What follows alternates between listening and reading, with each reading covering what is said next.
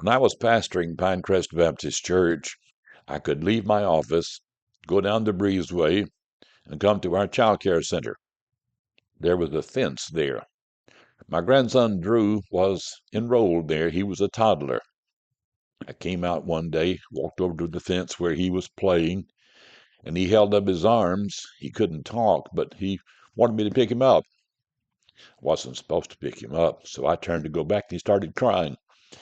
I turned back to him, and he just cried harder with his arms outstretched. Pick me up.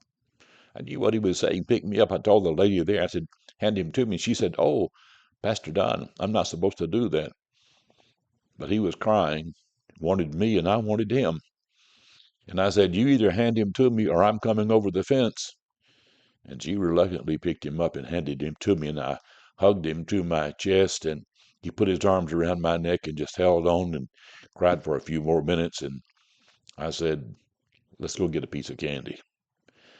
Sometimes that's the way it is with our Heavenly Father. We stand, there's a fence separating us. Our heart is breaking, and we want to be picked up by our Heavenly Father, and we stand there with our arms outstretched, and God says, hand him to me, because he's mine, and I love him or her, and I can comfort them. And so God reaches down with his big, long arms and picks up his crying child and hugs us to his chest and says, everything's going to be all right because now you're in my arms. I'm so thankful that God goes over the fence and gets us. Thanks for watching Don Howell, today's Light and Love from Liberty.